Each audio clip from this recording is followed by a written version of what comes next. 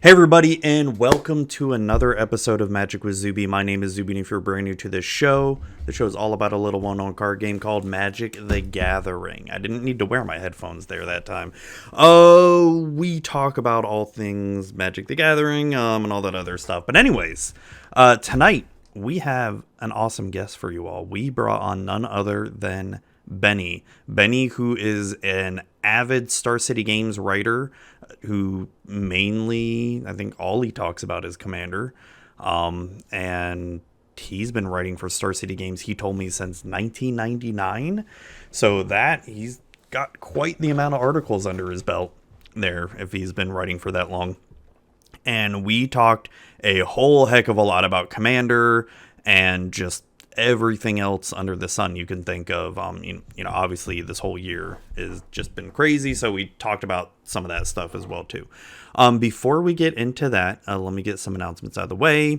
This podcast can be found on the following: on iTunes, Google Play, Stitcher, TuneIn Radio, and Spotify.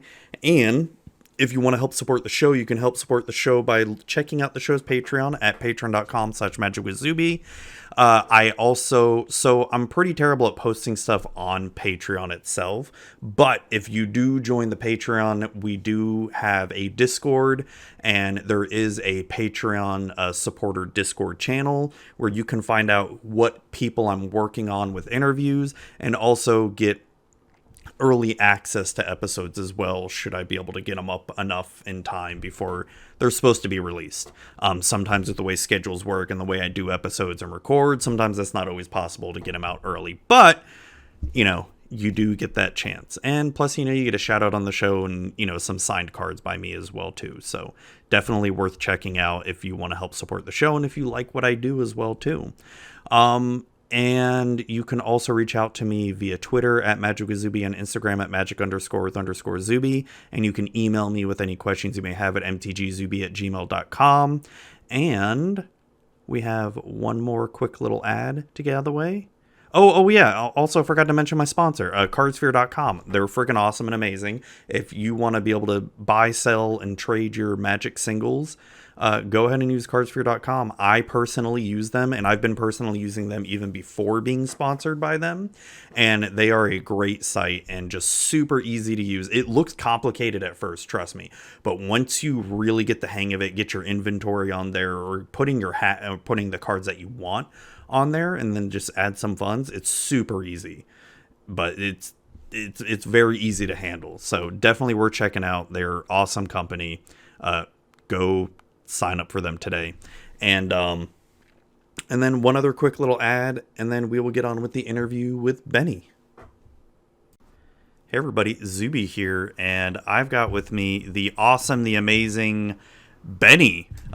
Bennie, you are like one of the prolific EDH writers out there for, was it just Star City Games that you write for?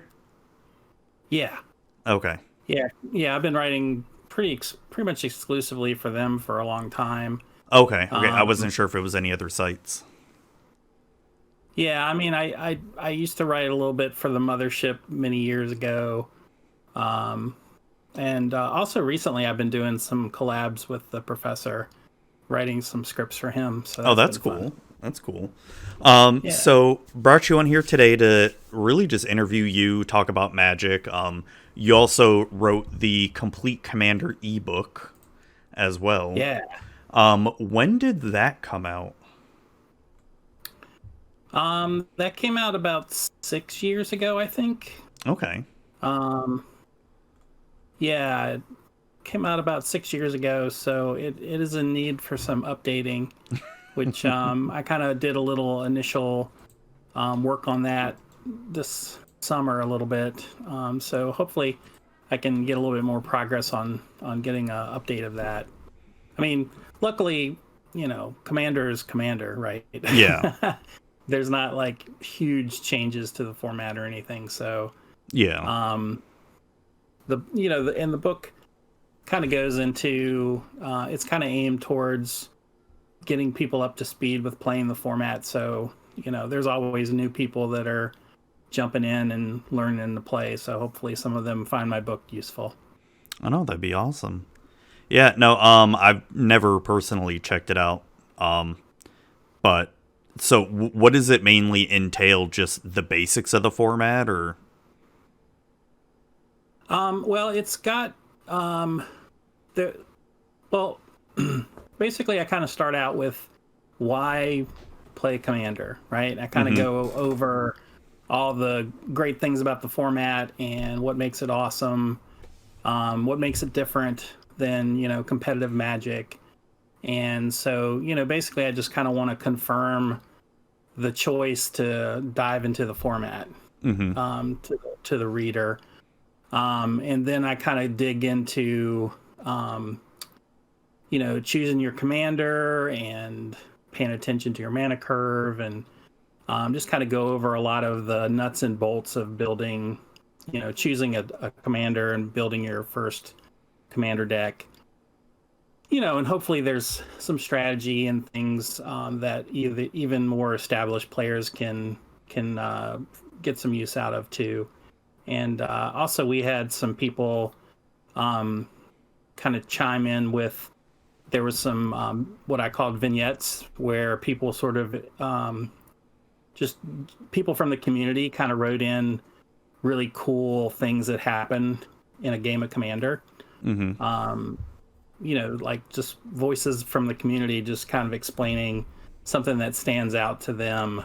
Because to me, I think the cool thing about Commander are the stories that Oh yeah. you generate from it.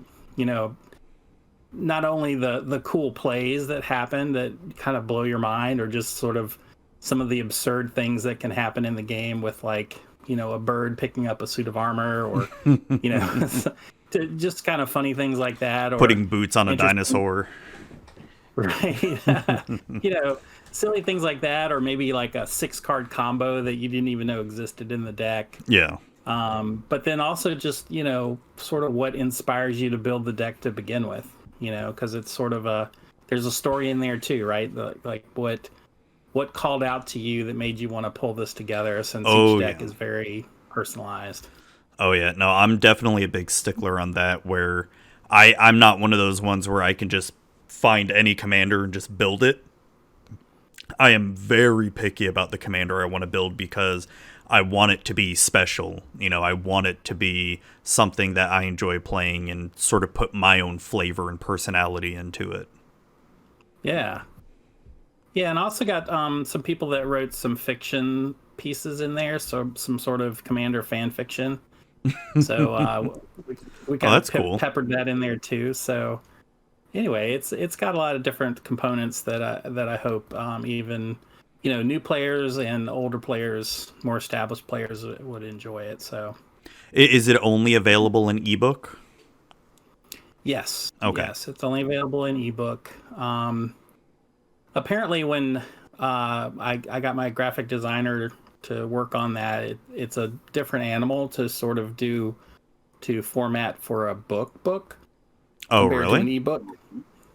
Yeah, apparently they're two different animals and it would have required basically, um, double the work to sort of come up with a print version and a ebook version.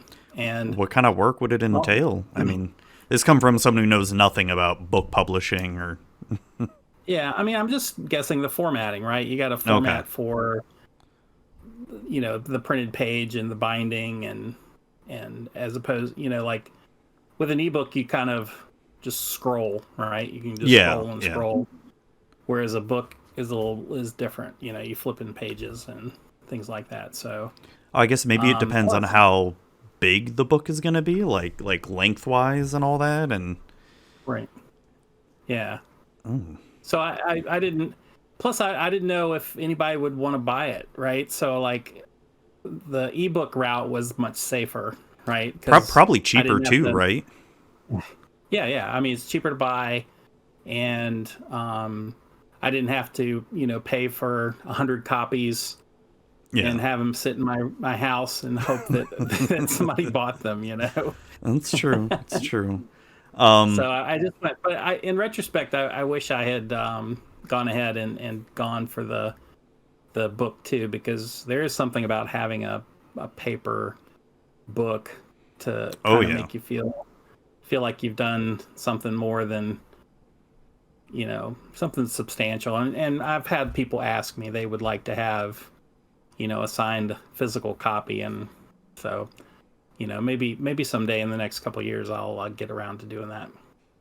I know that'd be cool. I'm definitely a physical book reader. I've actually been returning to physical books lately because when I first got my Kindle, God, years ago, I first got a Kindle, and I was like, I have so many ebooks on there. It's insane how many books I have on there, and I was obsessed. And then when I got the Kindle Paperwhite, I can now read in the dark and all that, and not have to worry about leaving the light on as I fall asleep with a book in my hand.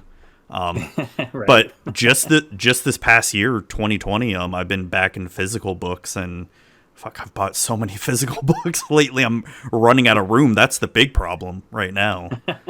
Running out of bookshelf space. Yeah, it's funny. One of my part-time jobs that I had many, many years ago was working at Barnes and Noble, and I bought so many physical books that Man. I still have some that I've never read. That it was just when you can get that big employee discount, Ooh. and when you love books, it's just like half your paycheck goes to books. I know. My wife and I, our goal one day is when we move out of this house and move into like our forever home, is we're gonna have like one space dedicated to just bookshelves of books, because she's the same way. She's a physical book reader and all that, and her taste in books is all way opposite of what I like. She loves all the Victorian stuff, the Elizabethan books and all that. I'm all like, that's boring. Give me, my sci-fi and fantasy and my murder mysteries and my, spy thriller stuff. And but you can sit side by side and escape into your own little worlds there side by side. That's kind of cool though. Yeah, no, it's it's one of the things we do whenever we go to the beach is we'll just sit side by side, just read, and well, the kids are a lot older now, so they don't like going to the beach. But when they were younger, you just let them go play and just read. Right. Oh man, but so 2020 has been a year, and this has also been. I don't know. I still think one of the best things about this year, out of all the darkness, has been really Spell Table and the advent that I have been able to play Commander with a lot more people. Hell, I've been playing more Commander than any time in my life before this year, because I'm playing an insane amounts of Commander now. Do you find yourself similar? Are you playing a lot of webcam Commander, or? Yeah, just about every weekend I'm jumping on a webcam game or two. So it's definitely been much more consistent. So I feel like, so I used to go to the SCG cons, which they started having twice a year, for a couple of years, and so like the normal time I would be saying I'm playing less than. Or I was playing less than I am now, but then SCG Con kind of centralizes. I mean, I would play, 20 games in a weekend. Oh my gosh. At the SCG Con. So it was. That's exhausting too. Yeah, but it's so much fun, but exhausting. Yeah.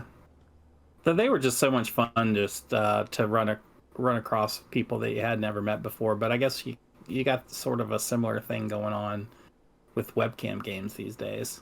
Oh yeah. It's I mean, with COVID going around, and heck, even when there's a vaccine and stuff starts getting back to normal, I can't see myself not playing webcam Commander, because I mean, I'm pretty sure I'm not gonna have an LGS pretty soon.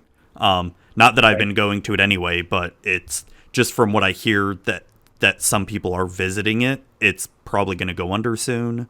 I mean, it's not like it was a very good shop to begin with, so it sucks, but but what's been so fun though is that for years there have been people online that I've been friends with on Twitter, Magic Twitter, that I've said, I have said, hey, maybe we could meet up at a con somewhere and play. It'd be great to finally, Oh yeah. play with you. And then this year I've played with a lot of them already, just on webcam, which has been great. Oh yeah, no, it's been great.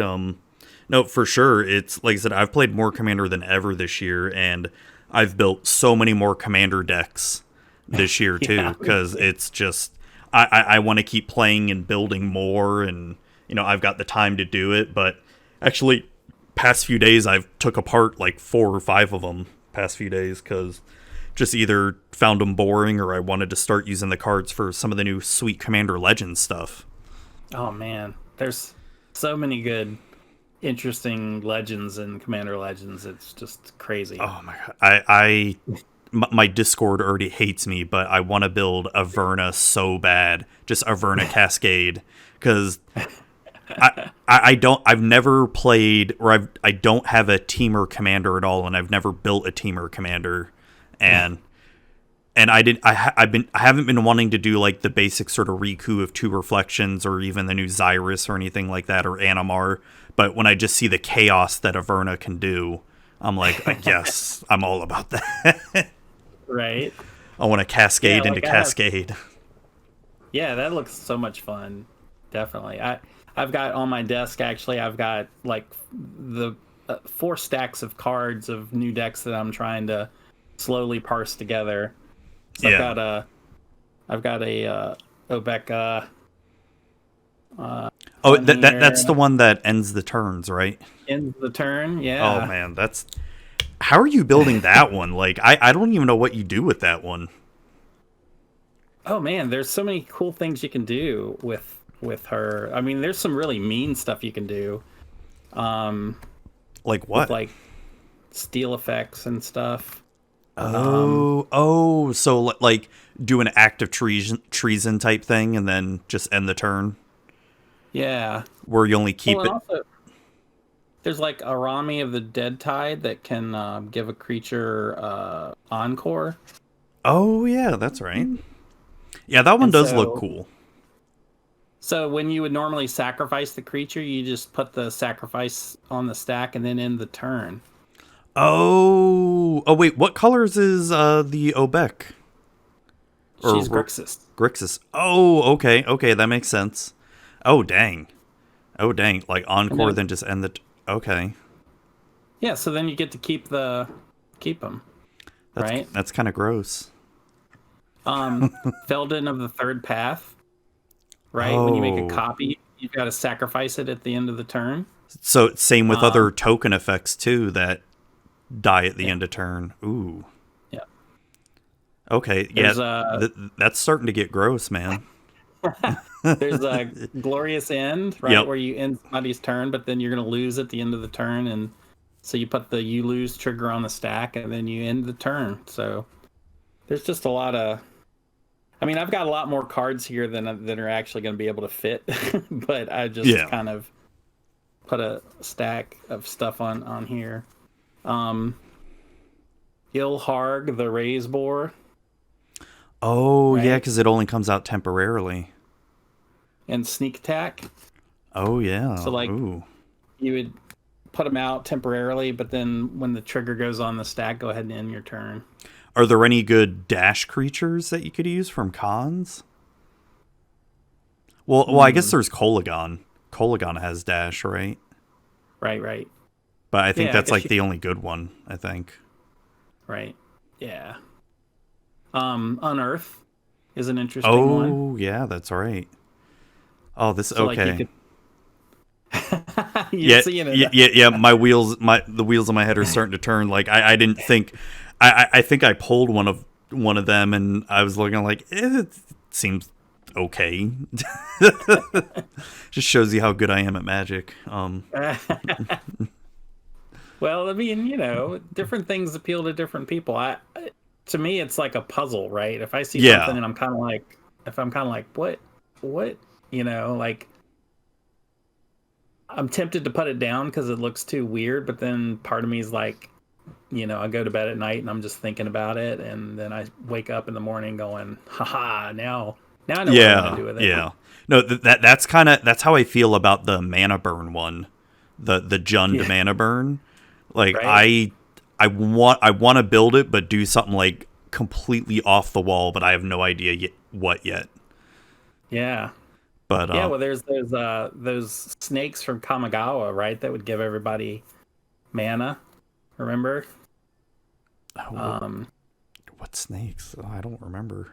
yeah, I mean, yeah, I know I played during then too, but I just can't remember. yeah. There's some snakes that like during each player's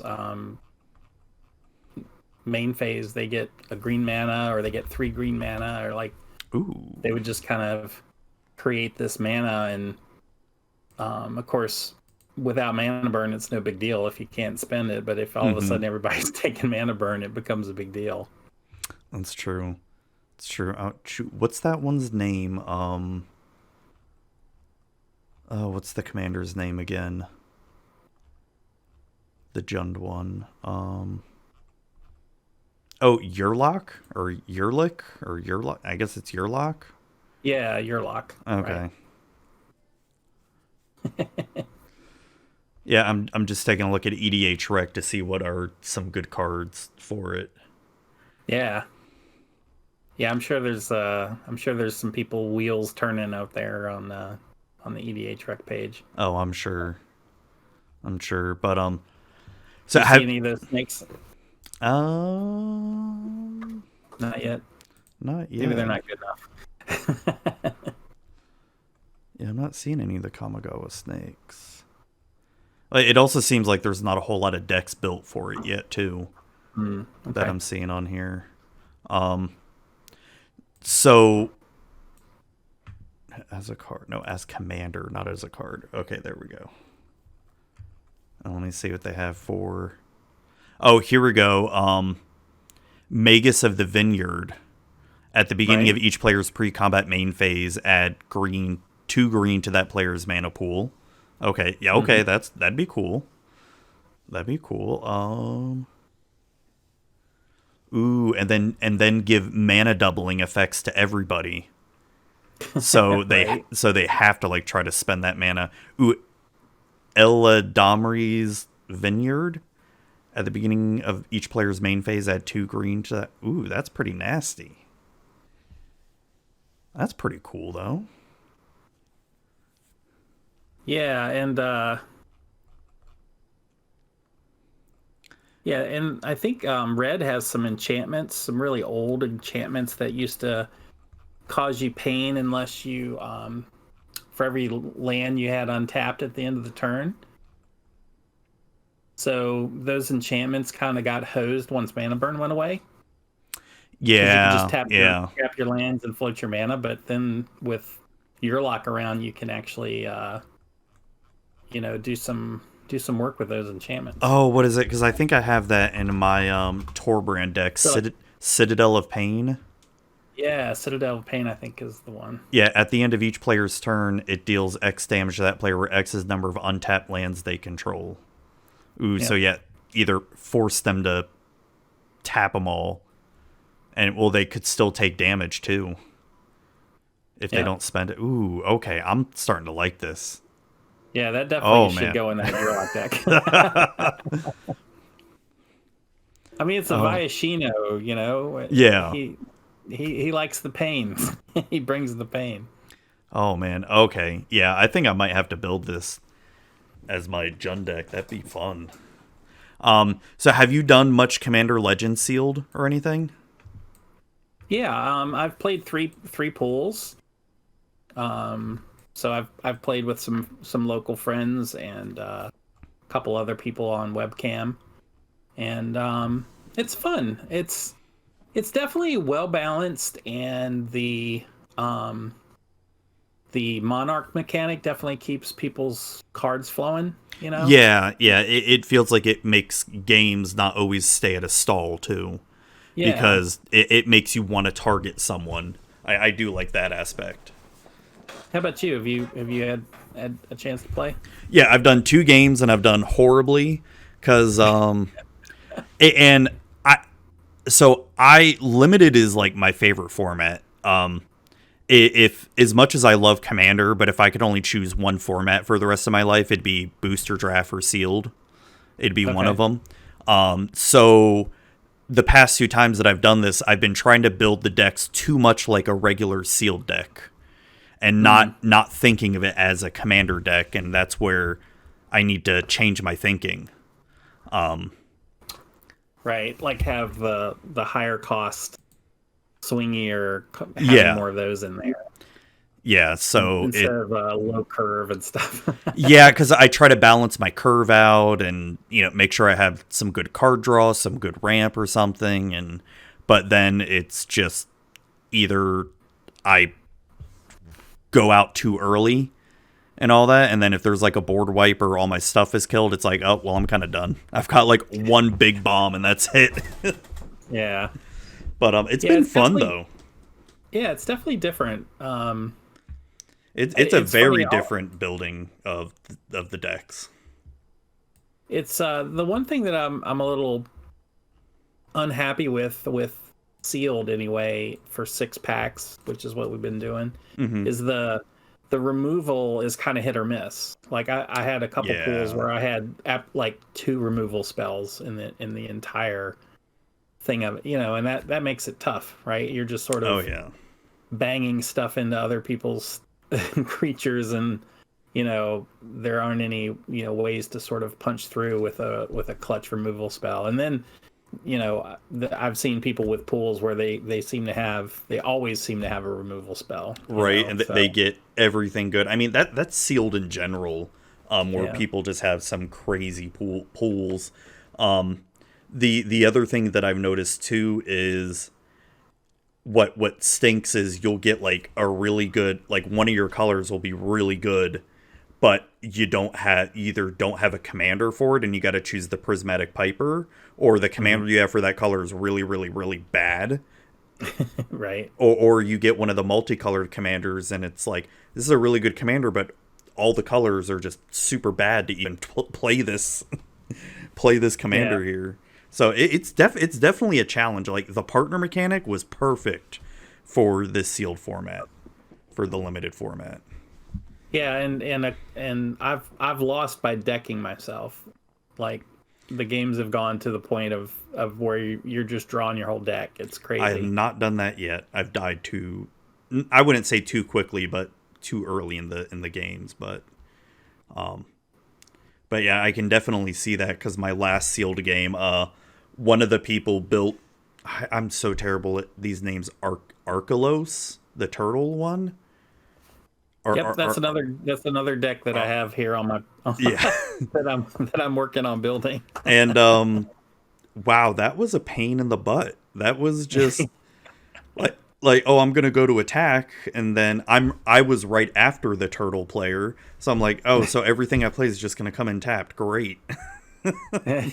Right. Why couldn't oh man, but that was the deck that won. But it's been fun overall. Like some of the partner commanders I've seen have been really strong. Like Pixie Kitten in our first one, she built a Falthus and Kelith commander partner, and holy crap, that was strong.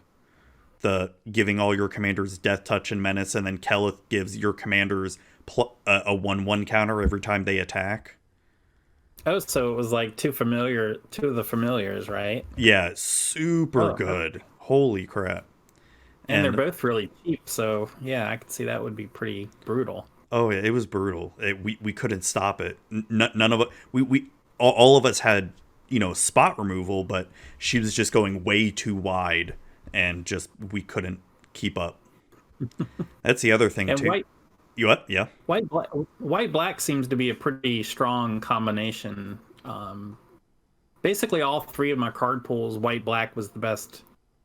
Had the best cards. Yeah. Though in my last card pool, I purposely built a green blue deck instead, because I was just like, I want to play something other than black white. No, I know what you mean. And I opened that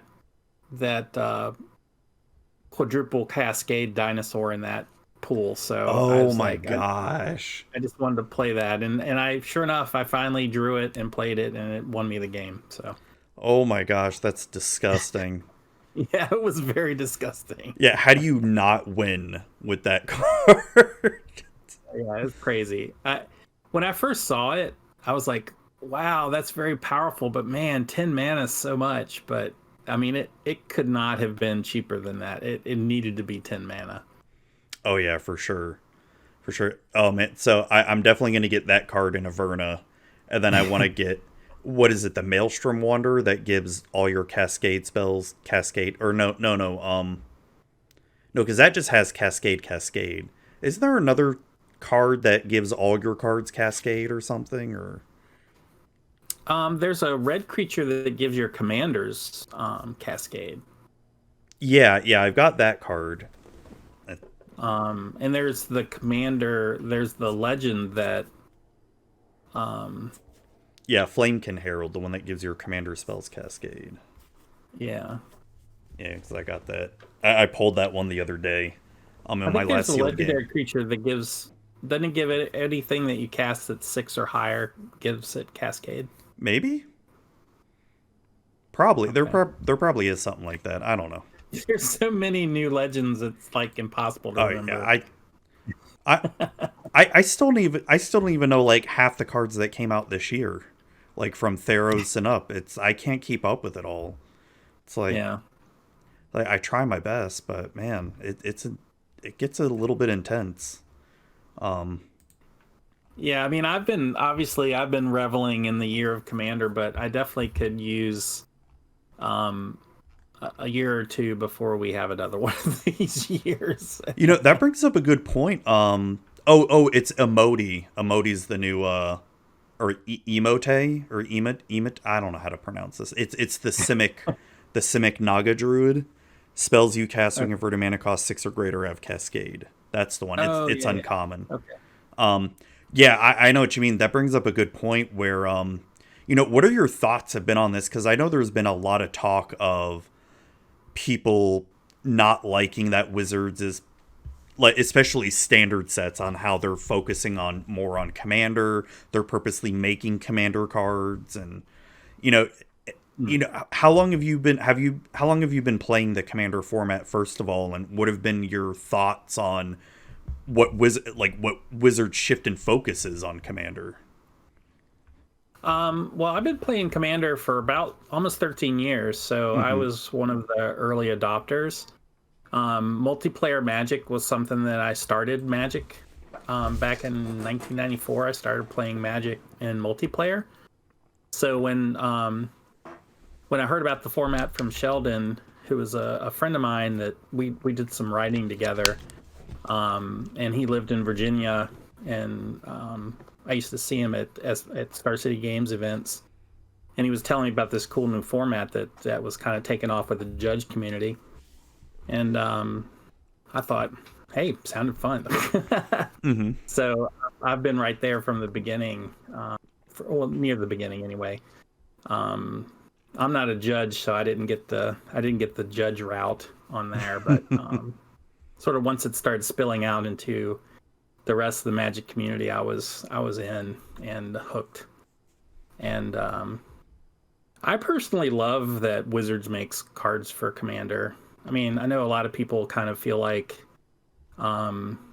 they sort of spoil, I guess, whatever,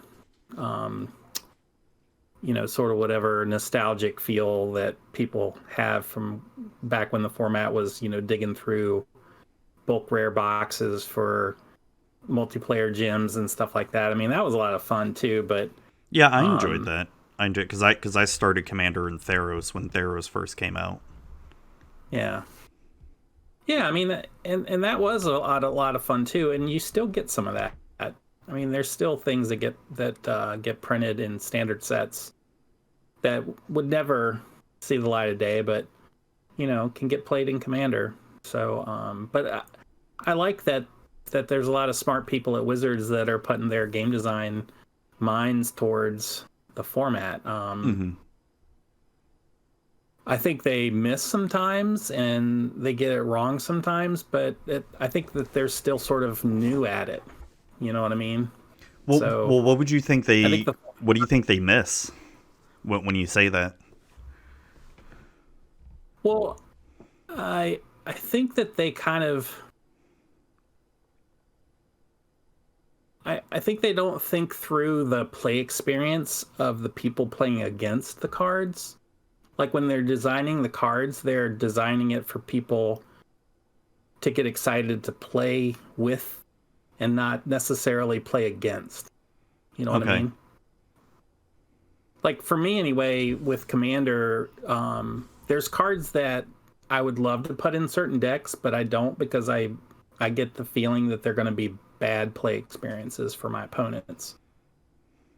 And for me, if I'm going to, ask for an hour of your time to come sit down and play a game with me, I want you to have as much fun as I'm having, right? Yeah, yeah. Like we're all putting some time into sitting together and playing a game, and hopefully we'll all have a lot of fun together, and we'll still want to play together later, And I think that Wizards has been, has focused so many years in building tournament style Magic cards that sometimes it's a little hard to shift gears into thinking about designing specifically for Commander, because multiplayer is just very different, and the goals are different, right?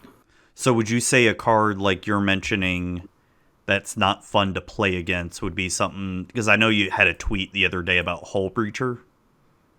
Yeah, yeah, yeah. I Okay. think Hull Breacher is exactly that sort of miss that seems like a good card. Like, I know when they were designing it, they were probably like, this is a great card to counteract people that are playing these huge, Simic decks that ramp hard and then have like mass card draw.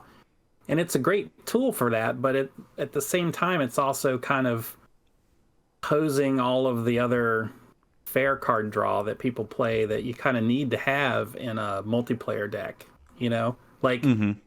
people play board wipes, and not every color combination is going to have mass card draw, so a lot of people rely on something like Tome of Legends or like individual card draw that helps them keep in the game, right? Because if you don't have any cards, if all you're doing is drawing one card a turn, and a third of those cards are lands, how are you playing? You know what I mean? Mm-hmm. Like after a while, when your hand has been depleted by mass board removal and stuff, and then someone throws down Hull Breacher, turning off a few of your card draw spells, then you're just kind of floundering there, and that's no fun. Yeah, no, I can So see that. I feel like they could have done something different to target what they probably were thinking to target, but they didn't think all the way through of the ramifications of it. And I think ultimately a lot of people who are casual Commander players are just gonna not play Hull Breacher, right? But it's gonna cause Yeah. some pain. Not only that, but In the it's meantime. expensive now too. Yeah. It's And if you 28 open bucks. one up, you're gonna want to play it. Yeah. You're gonna want to play the card, right? Mm-hmm. So then when your friends are all salty at you, it's gonna make you mad because you're like, why are you giving me a bunch of grief because I'm playing a card that's sweet, Yeah.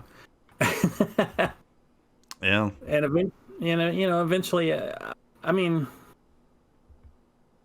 I feel like if they had been better in touch with sort of the larger Commander community and how most people play Commander, I think they wouldn't have made the card that way. I can see that. Does that make sense? Yeah, no, I get it. What do you think you would change with that card? So let's say you had the chance to redesign it. What would you do? Have you thought of like how you would fix that card, or? Yeah, I mean, I think it would be pretty easy. You could just say, whenever someone draws more than one card per turn, you get a treasure instead, right? So that Okay, way instead you of could- each card they draw? Because I think... Well, the way it's worded is that you only get to draw the regular card that you draw on your draw step. That's the only time you get to draw a card with Hull Breacher. I see, I see. So they never draw again. They only draw one card, and then they create a treasure token. So you still allow them to draw the cards, but you also get to get the treasure tokens. Is that what you're saying? No, just just so like whenever somebody would draw a card, if it's more than one card, if whenever someone would draw more than one card in a turn, then you get a treasure instead. Okay. Right? So it only happens once on their turn, essentially. So, like, if you had something like Tome of Legends, right, and you wanted to tap it to draw a card, you could just wait to someone else's turn and then draw it on their turn, right? Yeah, I see what you mean. So that would mean that fair card draw spell would still work, right? Whereas you'd be shutting down the sack 20 power creature to greater good and draw 20 cards or something like that. You're shutting down the absurdity without hosing all of the fair card draw that everybody puts into their decks just to play. Okay. No, I mean I can see that argument for it. It's almost similar to people not wanting to play with or against opposition agent too, how that stops all the tutoring as well. Right.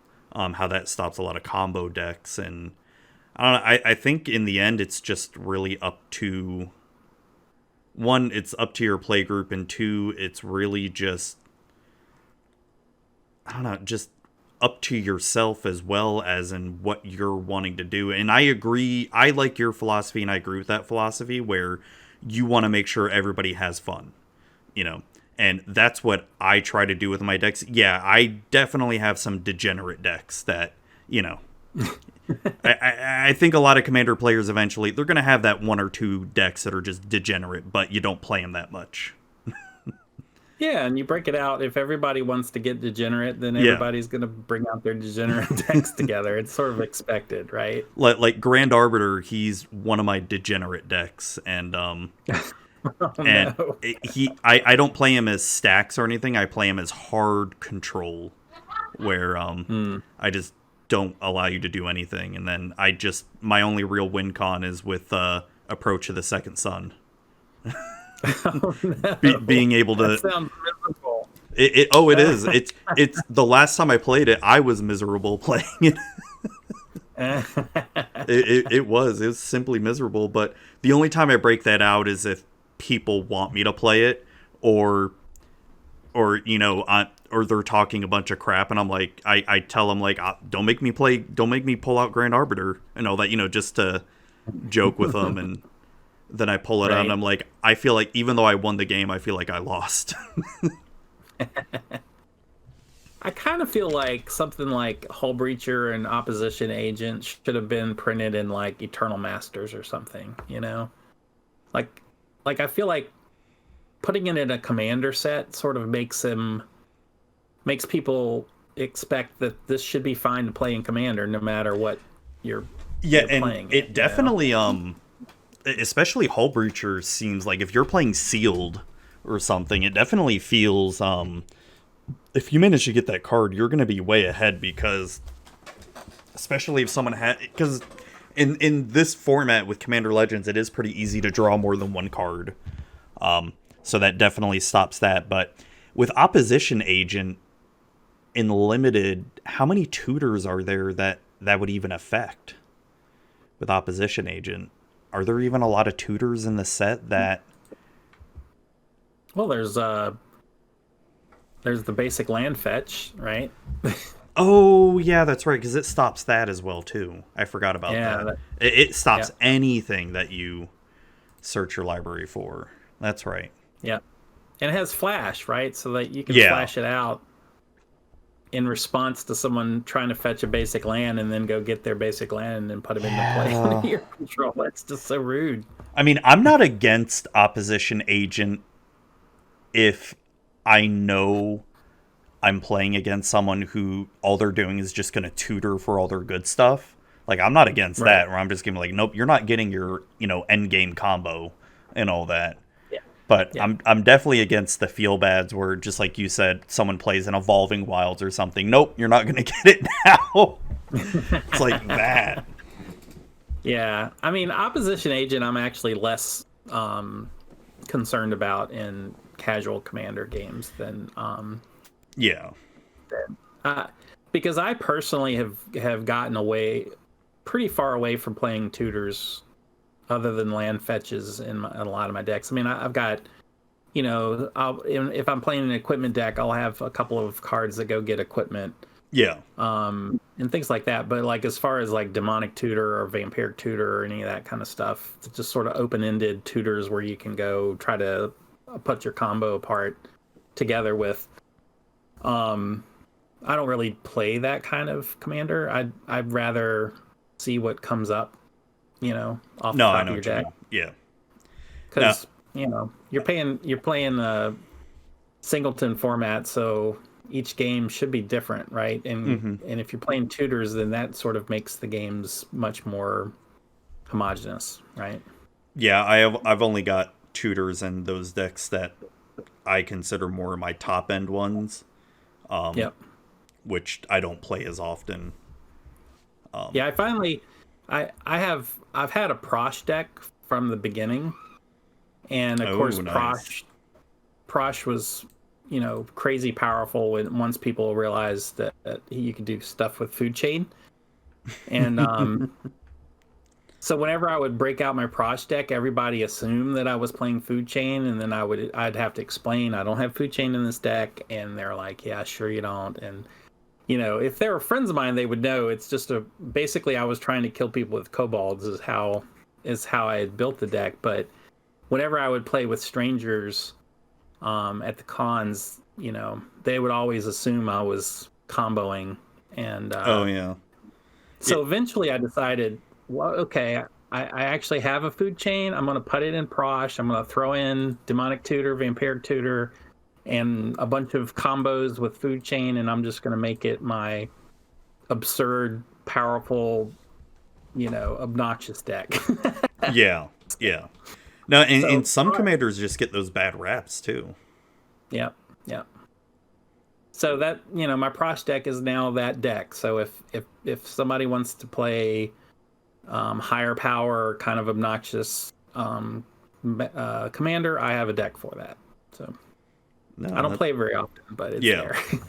Yeah, I would say my two like best decks would be Grand Arbiter, which even though it's like I'm so tempted to take it apart, I don't want to at the same time because I love trying to make it better whenever new stuff comes out. And Crewfix. Crewfix was my very first commander, and I love that card. I love that commander. I love that deck. He's more Eldrazi built and all that, but he first started off with Hydra Tribal, and I still have a few Hydras left in there, but my MVP Hydra is what, Hydra Broodmaster or Hydra Brood, is it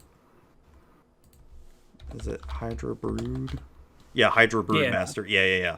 The one where I can just like poop out like a crap ton of Hydras with all my mana, and I love it. Yeah. It's definitely one of my degenerate decks, but no, that's one thing that always irritates me, how some commanders get a bad rap like that.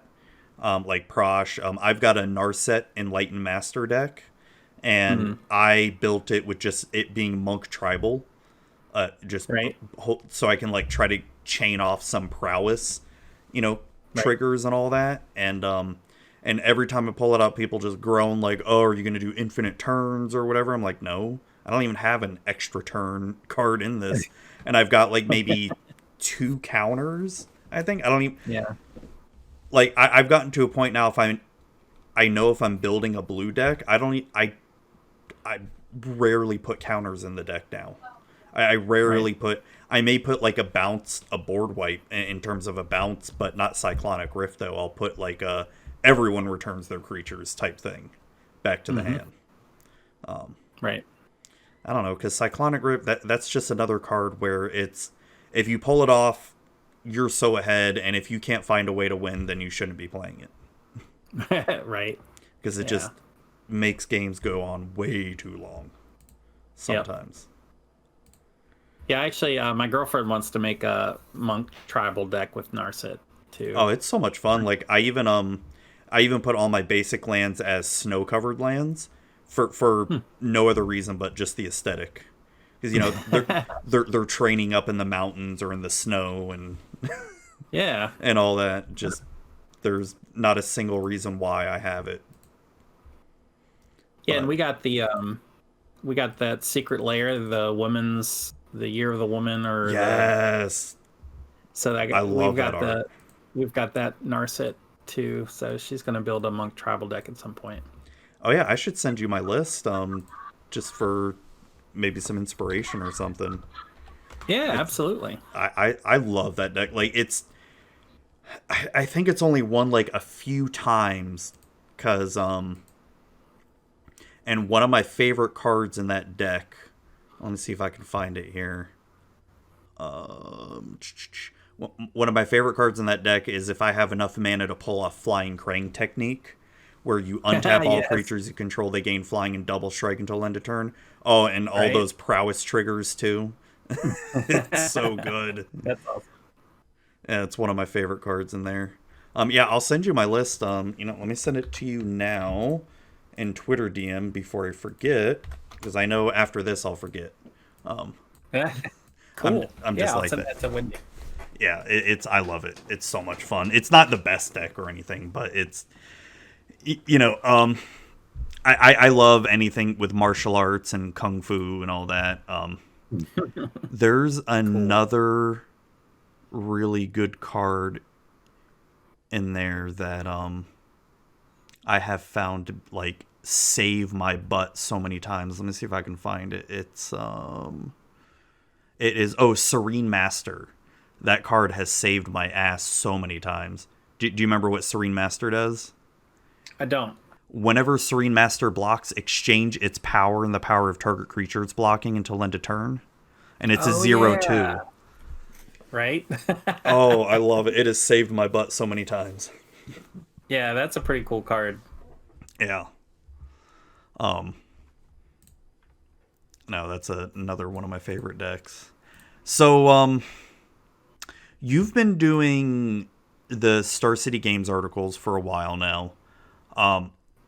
And with a lot of people getting into Commander, especially Commander content creation, and for people who even want to write about Commander, what's some like advice or tips you could give them for maybe wanting to dive in and start writing their own stuff? And maybe ways to try to stand out or anything like that. Um, well, the biggest advice that I have is to so I know I've heard people talk about, if you don't have anything to say, then don't bother saying anything, right? Mm-hmm. Um, basically sort of advising people if you don't have the passion, then your readers will know it. And there's some validity to that, but I also think that there's um if you put in the work, it gets easier, right? So Mm-hmm. like if you set up a regular time that you're going to write, and do it, even if you're not really sure what you want to write about, if you just sort of discipline yourself to do it and set up a blog and write about Commander once a week and make sure that it's always up on every Wednesday, and then promote it on social media and start building your brand. you know um I've been writing a long time, and it's I have kind of a formula that I just sort of pound out every week, and sometimes I don't want to do it. I'm tired, or I know what you you mean. know life gets in the way, Yeah. right? But if you want to build a following and you want to be there, even if people don't read you every week, if they know you're there writing, when they want something to read and they are like, oh yeah, this guy or this gal is writing about Commander, let me go see what she put up this week, and you Mm-hmm. build an audience that way. So it's just sort of a you got to get a work ethic really to kind of make it out there, because there's a lot of great Commander content out there. There's so much I can't keep up with it. Oh And yeah. it's Oh sort yeah, of for sure. I'm in the game and I can't even keep up with all the great content. So And especially in the that past few years, it's blown up like insane. Not just this year because of the pandemic, but past few years. Because I'm always looking for content creators to interview and all that stuff, like yourself, and there's the names that everybody knows and all that. But then there's people that they could have like a big following on YouTube or Instagram or something like that, and just never heard of them before. right. Like, and yeah, it's tough out there. Yeah, so just go out there and do it. Try to come up with sort of maybe a thing that you don't think other people are doing the right way, or you've got a different style. Maybe you build decks a little bit differently, or I think one thing that I'm not very good at building. Like I write about decks every week about building commander decks, and I'm much more of a kind of a synergy guy. I'm much more excited about how the different cards kind of pull together and do cool things together. But a lot of people write that kind of stuff too. Yeah. So I think people that maybe approach more of a sort of a Vorthos approach to Commander, I think there's opportunities out there for more of that sort of building. Just sort of weird flavor inspired builds. There's stuff that I run across people doing that just blow my mind, because I'm like, I never even would have thought of that, but what a cool idea. Yeah. Oh yeah. I've done one flavor build like that before, like a Vorthos inspired. It was a Theros god deck of all the 15 gods. Just everything had to be related to Theros, and devoting all the gods and all that. And then I see people like Kristen Emily, who builds like a Lord of the Rings type deck and all that. And I was getting ready to going to bring her up too. Yeah, she does. That's pretty cool. Yeah, she does. And yeah, that's a really good way, because you can definitely take your favorite movie, video game, book, whatever, and make a Magic deck out of it. I'm sure there's something you can come up with creatively to make it into a deck. Even if it's not something related to science fiction or fantasy. I mean, like, hey, The Matrix is your favorite series? Okay, cool. I'm sure there's someone in Magic art that looks like Morpheus or Neo or something like that, Right? Yeah, like 5 or 6 years ago, a guy came up to me with a deck, and he goes, "Hey, I want you to take a look at my deck, and see if you can guess the theme." And so I'm thumbing through the deck, and it takes me a while, but then I'm like, looks like there's always women in the art, right? But it's not like scantily clad women. Yeah. It's just women are doing different stuff. And he's like, "This is my ladies looking left deck." And every card, every non-land card had a lady looking left in the art. I was just blown away that he could take a theme like that and build a deck around it that played. Wow, It that's was crazy. really fascinating. Yeah. I've seen a deck where it was a Jace deck, and literally every single piece of art had to have Jace on it. Like Right. Even the lands, because of the Ixalan lands and all that. Yeah. I mean, I just think that's fascinating that people can kind of go into that direction with it, Oh yeah. Like that's not my cup of tea. That's not how I think when I build commander decks, but I really love that Commander can allow that sort of expression, Yeah, and I feel like it's probably one of the very few formats that can. The only other format that comes to mind that even comes close, I guess, would be Cube. I can't think if there's right. any other format that... I don't know, maybe there is some other formats that allow that kind of creativity, but those are the two big ones that I can think of off the top of my head. Yeah. Yeah, man. So you've been at this for a while here, and you have, I mean, you've met Sheldon, pretty much like the grandfather of, EDH and all that. The Yep. one who's him and what was it, like three others that came up with the brainchild for it, something like that, Yeah. or Yeah. um, Well, from what I understand, he had a role playing group that he also played Magic with in Alaska that sort of came up with the original seeds of the idea, and then he took it to the judge community, something for the judges to do to blow off some steam, after dealing with hardcore Magic players all day. oh yeah, and, and I'm sure over time he kind of realized, hey, this would be something that even non-judges would appreciate. So thankfully he sort of put it out there for everyone to sort of latch onto, and look where it's gone. It's amazing, really.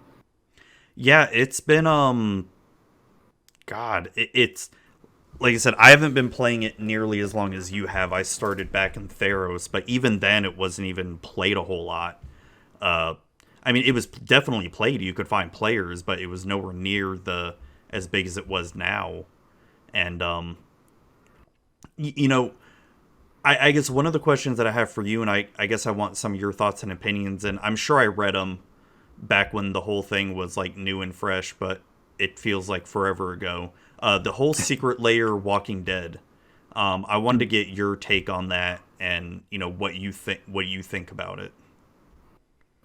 Um, I personally am a fan of the Walking Dead franchise. Hmm. Just the show anyway. I haven't read the comics. I've read a little bit of the comics, but I'm a fan of the IP, and um, I personally was excited about it. I was a little less excited when I realized that Negan and Lucille were sort of part of it. I was kind of thinking, that's sort of a little icky. Yeah, and that's But due. It is was that mainly due to what Negan has done in the comics? Because like you, I've only seen up to the show when Negan first appeared in the show, and then I stopped watching. And then I never read any of the comics either. yeah, well, I mean, in the show, he's a brutal murderer, right? Mm. And he brutally kills several of the characters Yeah, I remember seeing that. with that bat. Hmm. So it's a little icky to have a magic version of the bat and Oh, that's right, because the Negan. bat has its own card, right? Yeah, Yeah, that's right. yeah, That's right. I forgot about that. yeah. It's a piece of equipment you can pick up and and put on a character. Um, so I was a little squeaky about that. And Negan in the show, it's sort of hinted at. Well, not really hinted at. I mean, he has a harem basically. So Yeah. I think in the comics, it's pretty blatant that he's a rapist. They obviously don't go there really on the show, but Yeah. anyway, Yeah. having the character show up on a magic card is kind of icky. Um, so I feel like they could have done a better choice there. I mean, But but yeah. I know a lot of people. What they got really mad about though was that these were unique play pieces that you could only get through Secret Lair, Yeah. and I personally didn't have a problem with that. Um, Yeah. I. I mean, Magic's a collectible card game, and many years ago, I gave up hope of ever collecting every Magic card that I ever wanted. Right. Yeah. It's. I mean, they've gotten to the point where there's no way you can keep up unless you're just, a millionaire.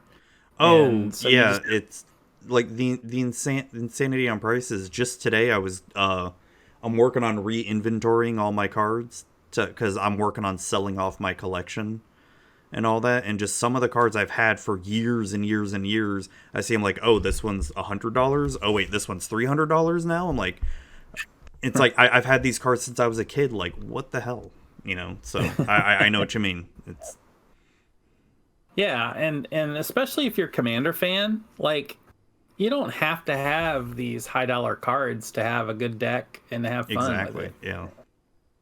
So I didn't quite understand I mean, I understood why people were upset about, if you didn't have the, $40 this one week that it was available, then you were, SOL. So, I mean, I understand where people were upset about that, especially since Secret Lair is not really available overseas. Yeah. So, I understood sort of I understood that people were upset, but the level of upset that people got felt a little overblown just from my perspective. But Oh, it definitely did. It got overblown. Like, I personally don't like the idea of it. Just them selling unique cards like that in a secret layer. But in the end, it I don't care at the same time, because it's like, unless there were cards I really, really wanted, I would have gotten them, or I would get them on the secondary market. And yeah. But it's also like, it doesn't affect you from being able to play Magic. And I feel like they could have very easily have followed sort of the Godzilla style, right? They could have loved that style. Yeah, but like they could have made Walking Dead character versions using sort of that name, and have the actual Magic card name below the name of the card, so that they could have reprinted, quote unquote real Magic versions of these cards. Like, I feel like they should have done that. That seems like a no-brainer to me. Like, I wonder if anybody brought that up when they were cooking up this idea, or if they just ran straight ahead with these unique game pieces and didn't even think that they would upset people. No, it was probably just some executive just being like, nope, you got to print them. You got to print. Doesn't matter if they're a card or not that exists, just print them. And it's probably why they had Negan on there too, because they don't care what Negan does. Jeffrey Dean Morgan, he's so popular on that show, and right. People are gonna want a Negan card. They don't, executives like that, they don't care about the morals of it. They're like, nah, whatever. Yeah, I feel like the vetting process of that was not done very well. I mean, it's just think about it. If some WotC executive or Hasbro executive thought that they could make a killing doing Donald Trump Secret Lair cards, they would do it. And it would it would, the Magic community would blow up, with a lot of angry people and all that. But if they knew they could make money doing it, they'd do it. I wouldn't be surprised at this point. I mean, would you be surprised? I would not be surprised, that's for sure. No. I mean, I hope they never, do that. Like, not just Trump, but I hope they never ever get into like, hey, we're doing political secret layer cards. Like, oh, come on. Like, dear God, no. Yeah, well, like the cards that they come out with just this recent, the Secret Versary or whatever, those seemed perfectly fine, right? Like, yeah, what are they again? There was like the Bob Ross ones. Let me look it up again, because I can't even remember already. There was a Box of Rocks, and there was yeah, that's right. The Seb McKinnon collection, which is awesome. Yeah, that one looks really good. I went ahead and bought like 3 sets of the non-foil because $30 damnations. I mean, right? I know. I'm looking at it now because I kind of forgot all about this. Like the Box of Rocks. I mean, the cards are cool. Like the actual cards they have are cool. I'm just not a fan of that art style. Yeah, and that's what I really like with these secret layers. Like there's that rock one, that rock and roll one, or where it has like the different like album covers. Like, I personally don't like that style, but I see a lot of people online that love it, and that stuff is cool, Yeah, I have a friend of mine that's a big heavy metal fan, and when I saw that, I definitely pinged him and said, "Hey, I imagine you're gonna want this," and he was like, "Heck yeah!" He's like, "Hell yeah!" Yeah, right.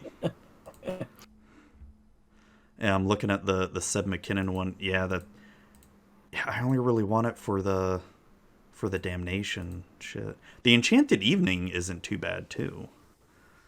All Yeah, permanents I mean are. the rest of the cards aren't nearly as good as Damnation, but they look Yeah. great.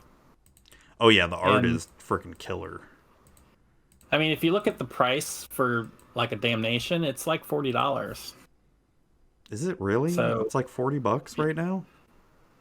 yeah, I mean, like, I have a few copies, but it's like that's one of my problems with, I love that my collection is worth money and I can sell it, but man, for people that are like, say this year just getting into Commander or just Magic in general, they're screwed, man. Like, because you and I, we've been in this. I've been playing since Urza Saga, on and off, and you've been playing since 1994, and I'm sure both our collections are pretty decent and all that. Like, we've got a wide pool of cards we can pick from when we're building decks. We're lucky in that aspect. A lot of people aren't lucky, when they're brand new to the game, they're having to drop a crap ton of money when we're just like, oh, yep, yeah, I have this $50 card that I got for 50 cents when it was, brand new. yeah, yeah. It's like, it sucks. I mean, like I said, I want my money. I want my cards to be worth money at the same time. It's like that double-edged sword, but I want more people to play. But they are doing a really good job with these Commander decks. The Commander decks that they put out. Like, especially this year's Commander decks, the Ikoria ones, like the Xyrus and like Cathrol and Otrimi. Oh, I think right out of the box, those are really good.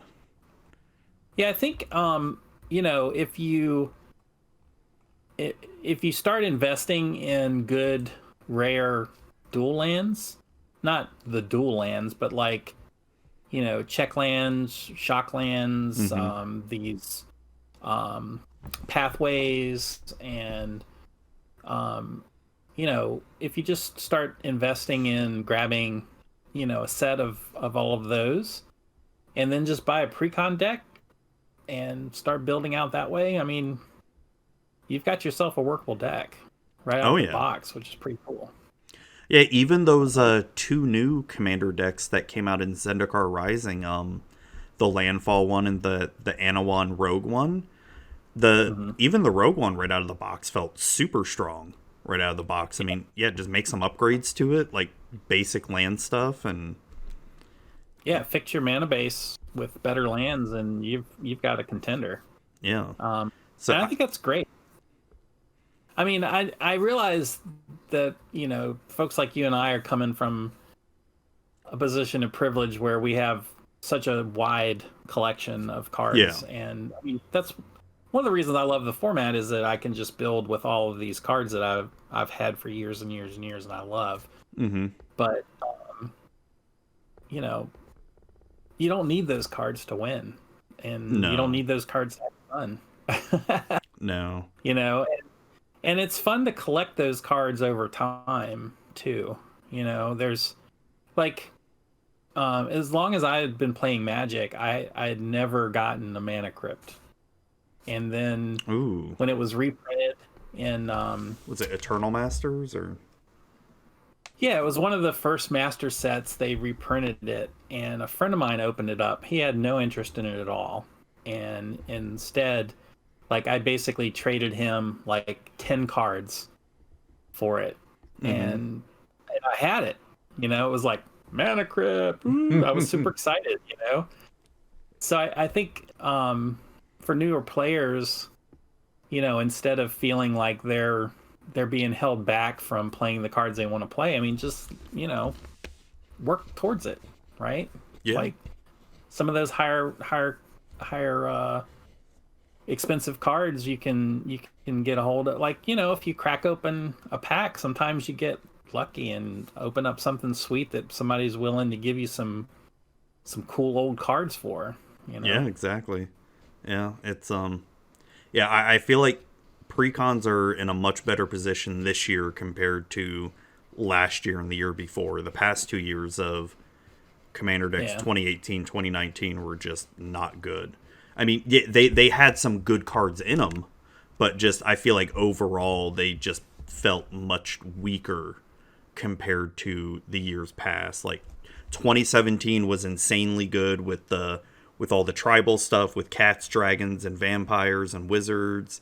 And then 2016 was even better with, was it like Atraxa, the four color stuff, Atraxa, the Brea, and Yeah, I can't remember the other two. K&T.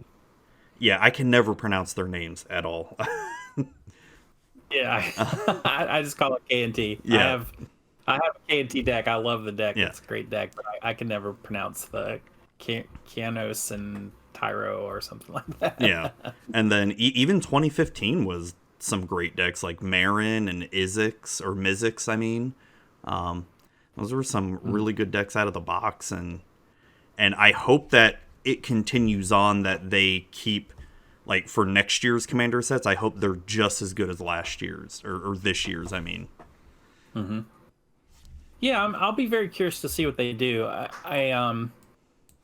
My one complaint this year is having the Commander decks come out at the same time as the sets that they're sort of tied to. I think it sort of steps on the excitement a bit. I can see that. You know what I mean? Yeah, because Like, I will say, when like during Ikoria, when they were also doing the Ikoria release of, you know, showing all the new cards, and they were showing new cards of the Ikoria Commander, like either the next day or something, I personally was getting confused as to what belongs to what, you know, right. because I play limited, so I like to know what limited cards are going to be in the pool, and then I see something like Otrimi is going to, you know, like, oh crap, that I can possibly build that in a sealed pool, and then like, oh no, wait. So Yeah. it gets confusing for that, and I can kind of agree with killing the excitement of a set as well too. Yeah, I think it just kind of muddies it, right? It kind of steps on both sets' excitement a bit, right? Because, for instance, not everybody's interested in Commander, right? So Yeah. people that are interested in the main set for Standard or whatever, you know, and all of a sudden there's this Commander stuff that keeps popping up. Or maybe you're mostly just interested in Commander, and like you're like, oh hey, when did the deck list come out? I didn't even see anything about that. I was so busy reading this other stuff. So, Well, who's even playing other paper formats right now anyway? Like, how can you? yeah, well, and I like the idea of tying Commander decks to themes of the most recent set. I think that's kind of a cool idea, right? It makes it easier to for people to kind of jump in, you know. Oh yeah, and I like this idea of just getting rid of like the Planeswalker intro decks and just doing intro Commander decks like they did for Zendikar Rising, and then they did two more for Commander's Legends, and I feel like that's perfect. You know, I feel like releasing a whole Commander set, like you were saying with Ikoria, is, I don't think, the way to go. Like you were saying, I feel like they should like wait a couple weeks, right? Like release Ikoria, yeah, and then 2 weeks later you release the Commander decks for Ikoria, right? I can see that. I mean, the only complaint I can see is just people complaining about product fatigue, which, I mean, past couple of years, there's new products every year, or every day, it feels like. I can't keep up, especially with Secret Layer now. Right. Like, I can't keep up with it all. But yeah. Well, you have to pick and choose, right? You have to realize that you can't buy it all, and you really shouldn't, really. I mean, you should buy what makes you happy, and then just don't let the other stuff bother you. Yeah, I used to get a case of every Standard set that would come out, and I've been doing that for like the past 3-4 years or so, and I have told myself next year I am not doing that anymore. I'll probably just get a box or two of each new Standard set, because getting a case, now that I'm trying to work through on selling this collection, oh my gosh, it's so much work.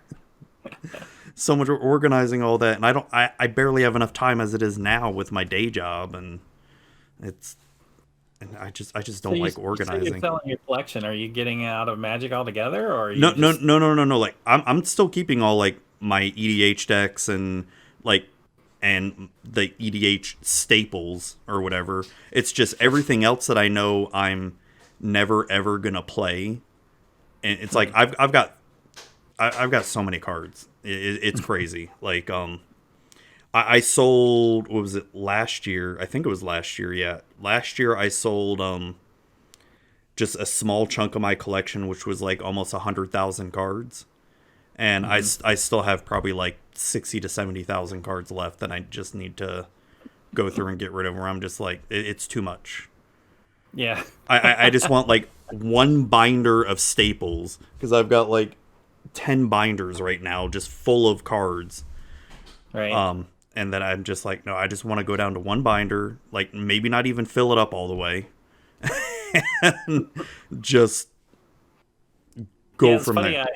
When I used to go to the SCG cons, and then like I went to Command Fest and a couple other conventions, I would like go through my collection and like pull a stack of like, like about this many cards that I knew were valuable. Mm-hmm. And then I would take, the first day of the convention, I'd go up to a Star City Games buyer or somebody and, get $500 to spend at the convention weekend. Yeah. And then bring home a couple $100 even at the end to, pay bills with, or gas or whatever. Yeah. I would fund my weekend with Magic cards that I was just I've done the same thing, and that's what I was gonna do this year. I was getting everything all ready to like get all my binders ready and take them to some Magic Fest this year, and then pandemic hit, so I've been slowly but surely trying to offload a lot of the more valuable cards through CardSphere. And it's just a slow process of having to ship it all out and, go through it all. Because that was one thing I liked about Magic Fest, is I would just bring my binders, tell the vendor, be like, here, I want to sell what's in here. And they just go through it and start pricing it. I don't have to do it. Right. It's like, you do it. I'll sit here, go on my phone. You tell me when you're ready to give me money. Yeah.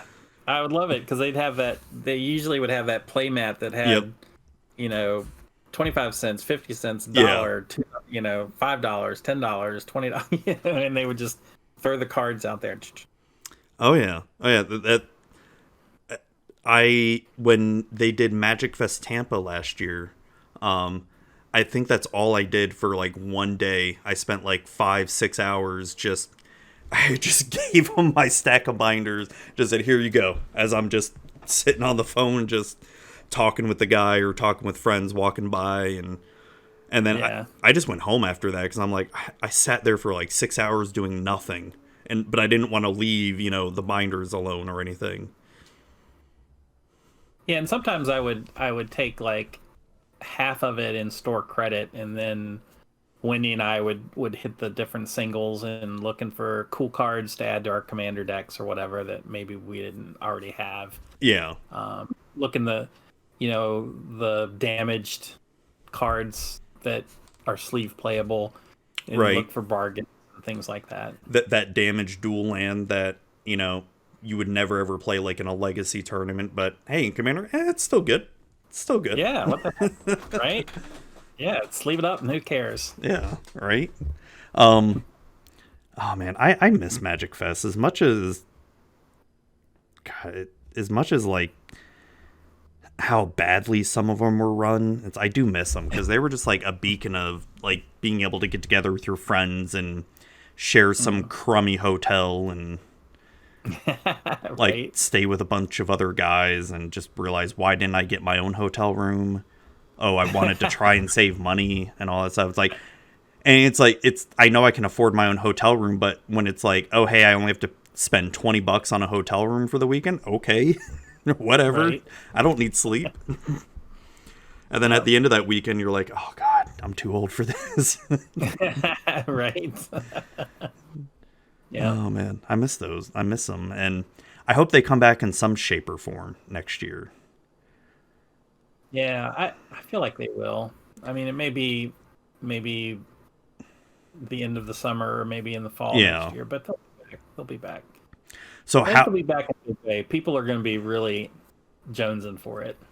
Yeah, because like I was planning on Vegas last or this year. I mean, and I really want to go to Vegas.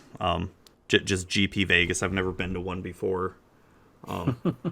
And that way Yeah, my wife and I can go. She can go and do her own thing, and then I can just go play Magic. Magic, Magic Woodstock. Yeah, right. All Yeah. right.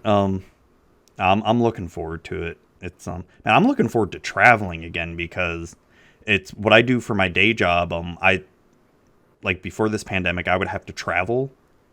I wouldn't say I'd have to travel a lot, but I probably travel at least once every 3 months or so. Okay. And but so this whole You year, enjoyed it. oh yeah, I enjoyed it. It's like this whole year I've just been at home and Hmm. just bored out of my mind sometimes. Yeah, I've been working from home too. It's kind of I mean, just even the just driving to work and driving home and changing that, having that change of scenery, um, you definitely miss it. Oh, I don't miss the driving. Well, I've actually been working from home since last summer, like last year. So before Okay. the whole pandemic, so I completely don't miss the commute at all. Yeah. I do not miss, and it was funny. I saw a tweet from someone on my timeline saying like, I've been working from home this whole year, and I got up today and put on some office clothes instead of just my pajamas, and I'm just like, I've been working from home. Like in 6 months, it's going to be almost 2 years since I've been working from home, and I have not once ever got dressed to like work from home. The only time like I'll quote unquote get dressed is if I know I have to go somewhere later that afternoon, like if I have to travel like locally somewhere.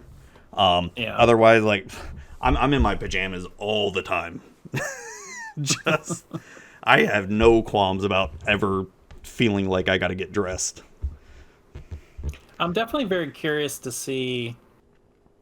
I mean, now that obviously I can do my job from home, like, are they really going to bring everybody back next year to work in the office? Like, I imagine that they're saving money on electricity and. Oh yeah, they have to be.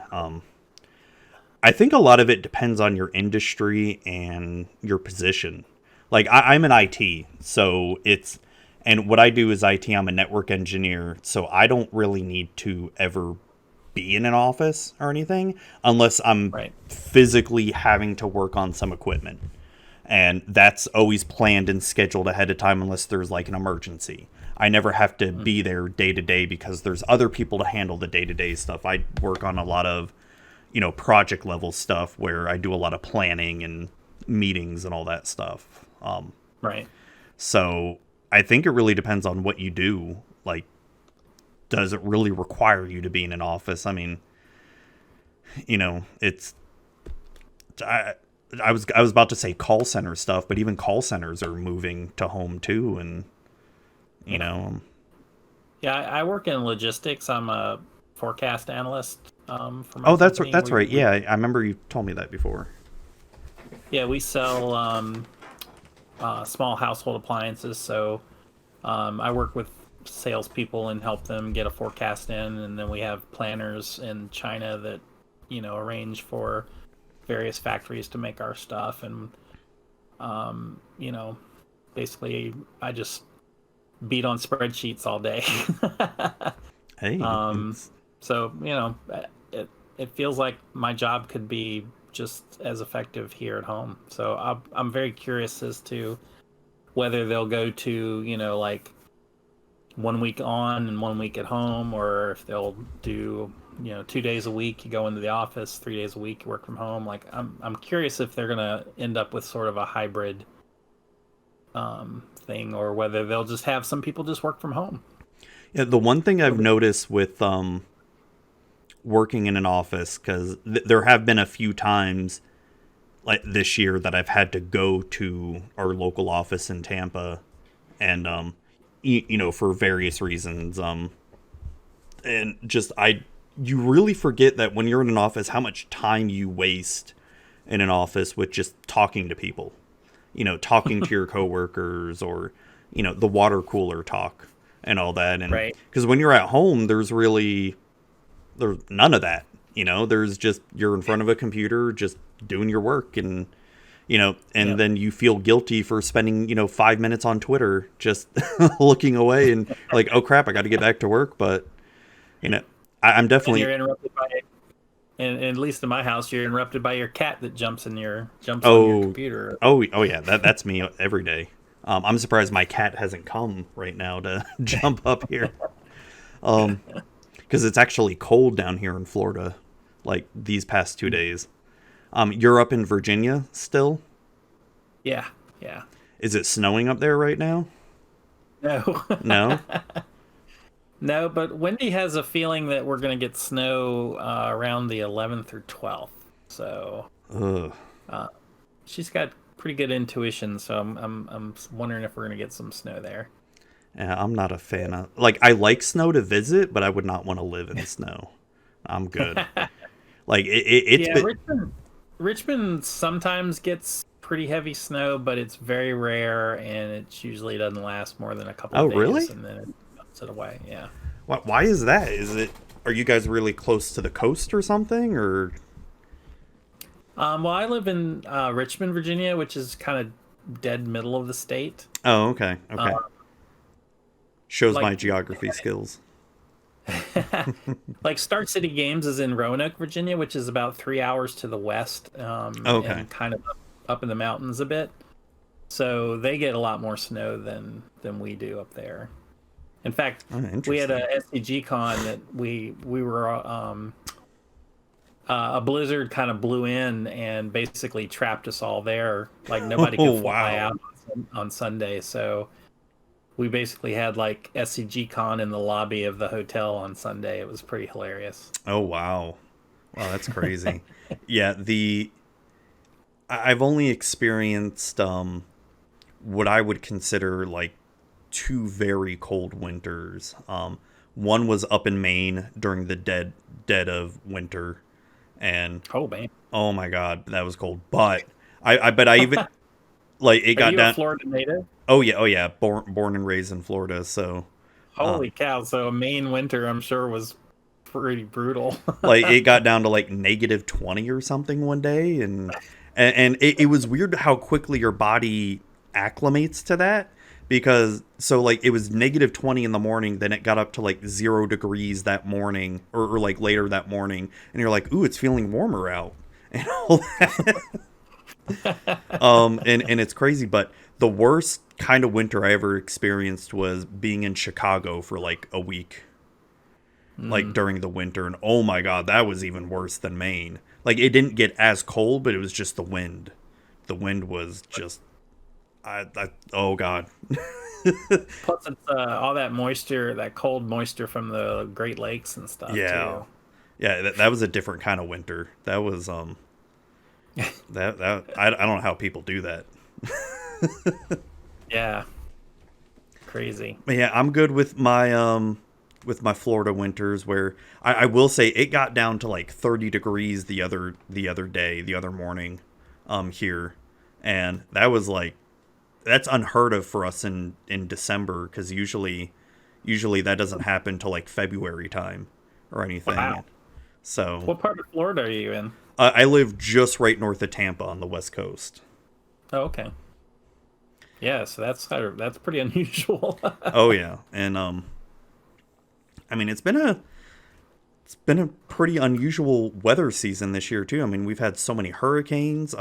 Luckily we only got hit by one hurricane, and by the time it actually hit us, it was way too far out west for it to even do anything. So I got like my whole house prepped and ready and all this stuff, and cleaned up my yard, got some tree branches down, and then like, oh, nothing happened. I'm like, ugh. Spent that whole day just because it was like a sudden shift and turn, and that's one thing you got to watch out for them. It's because this hurricane wasn't destined to hit us or anything, and then just like the next morning it's like, oh nope, it's coming right for us. Like, oh fuck. And then I think that was when we had to reschedule our interview, right? yeah, it was, yeah, because I had no idea like what was gonna happen, because and then like ends up nothing happening, and I was just so exhausted because I spent the whole day just getting everything ready. Because with I don't know how many, I don't know if you ever been through a hurricane or whatever. It's you just really have no idea what's going to happen with it. Yeah, we actually get hit with hurricanes every once in a while here too. When they go inland. Oh, okay. Oh yeah, that makes sense. Yeah, I can see that. Yeah, we've had some pretty dramatic hurricanes that have come through. In fact, when I first bought this house that I'm in now,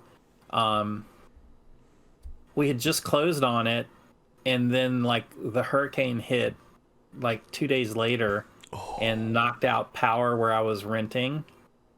And the house that we had closed on was normally about a 5-minute drive from where the house that I was renting. Mm-hmm. So I went out to check on the new house, and it took me like 45 minutes because there was trees down everywhere. Oh God, yeah. Flooded areas, and so when I finally got here, we had power. So it was like I went back and we just like loaded up our cars with stuff, blankets and TV and food, and we just drove over to the new house. Oh my! Could you imagine having to make a homeowner's insurance claim on that? Like, hey, I just bought this house 2 days ago. Right. Oh God. Yeah, Richmond can get some crazy. There was one.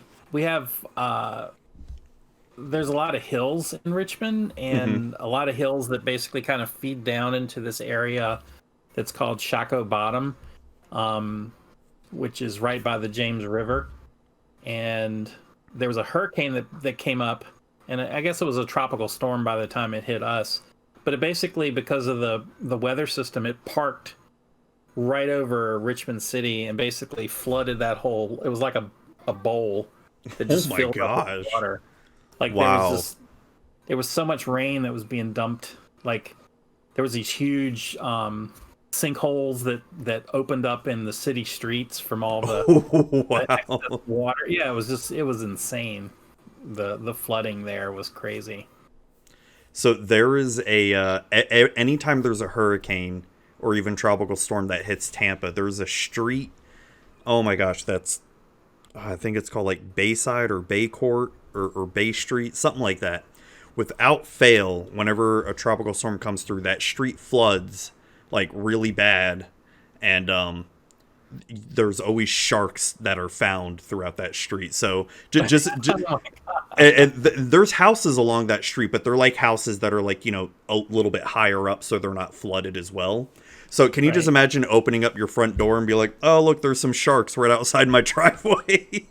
That would be crazy. Oh my God. Yeah, it's without fail. That even happened when the last hurricane that hit us. I always find that hilarious, but yeah, the sinkholes are no joke at all. That's like my biggest worry about this house, because Florida is known for its sinkholes, but at least I guess the one shining beacon, like if there was a sinkhole that were to affect this house, hey, my house is completely paid for at that point. My homeowner's insurance would just completely cover it, and I could just go buy a new house. Which, I mean, not that I want to go just do that suddenly, but, it's, at least you don't have to worry about the house anymore. You know what I mean? Yeah, absolutely. But, well, I'm glad you dodged the hurricane nonsense this time around. Yeah, this year was, it wasn't really, I mean, there was a lot of hurricanes, but none of them really were affecting Florida at all. It's like Louisiana and Texas got hit bad. Like they just got wrecked this year. Yeah. Even the Panhandle got hit a bunch this year too. Yeah, and we usually get some that come up the East Coast, but there really wasn't all that much action this year. So. Which that's good. I mean, we don't need more craziness in 2020. No. Man. I mean, like I know it's like a meme at this point where it's like 2020 has been a year, but holy crap, it's been. With the whole freaking election crap going on, and then, the the race riots, what was it, the Australian fires that happened when like Australia was completely on fire for like a month. Like, Right. oh And my murder gosh. hornets. Oh yeah, the murder hornets. Right. And The it monolith. The monolith that yeah, shows up. I was just about to say, like, when I first saw this story break about the monolith, and people were like, "It's aliens," I'm like, I don't even care at this point. If it's aliens, okay, cool.